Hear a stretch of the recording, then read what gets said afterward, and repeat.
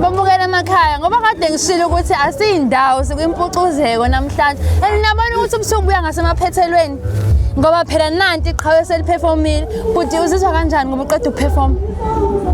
Hey, angazi noma ngikhale noma ngijabule angazi nje. Jabula. Angazi.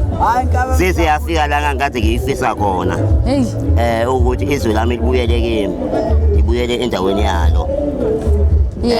Njengoba bazi abantu ukuthi inkosi esibini nje elandele ibhofa bonke bebekhona bekubabambisile ngoba uyindoda ematasa beyimatasa lapha nalaphana kodwa ngase ngithi hayi cha ngoba manje kusasa inkosi aniveni buthi ubukhosi bamanje buyele kimi.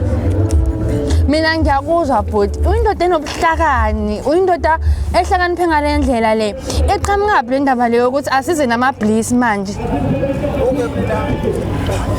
Ukuza kwami nama-bliss ngikubone kuyinto engifanele kakhulu leyo ngoba phela ngiyibliss mina into ezimnandi into inkosi ayiqedwa kodwa umathanga intombi emhlophe kodwa yoqoma kwaSibiya ingaqoma kwaJomo kwabana nkomo oyibhadala ngane umfana oyekhoshwe ngaphakamisile ke esikolweni meqede bemshaya uthisha wangikhomba njalo uthisha nje ngifuna ngempela.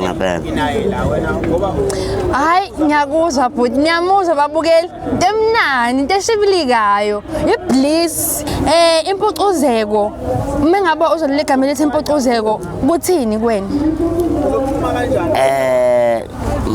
Ngizwa ngijabula kakhulu nje mina ukuqala ngigibela le stage ukuqala nje ngizwa impucuzeko angazi nje ngavolunteer futhi ngiqashiwe nje kahle ngihleli phezu kwedibhosi nje wangilana ngizosebenza.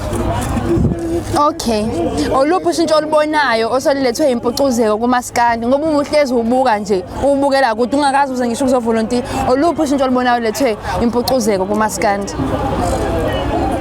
Ushintsho olubonayo aliningi kakhulu abantu beyithakasele inkosi yabo ukuthi isihlalo sibuyele endaweni yaso la bebesifuna khona vele. Yebo. Sesivala nje yini into ongayisho kubalandeli bakho abasafunda emakhaya ngoba nje thina siwumphehli wemfundo yabona yini ongasho kubalandeli bakho? Ngakusho nje kubalandeli abasafunda ukuthi ngicela befunde isikole yabona. Imfundo isona-ke isikisi sempumelelo namhlanje. Iloko nje ngisakakhulu kubafundi abasafunda.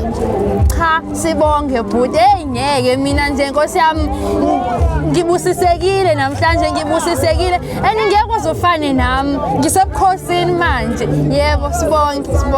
Siyabonga. Mina bengicela ukubuza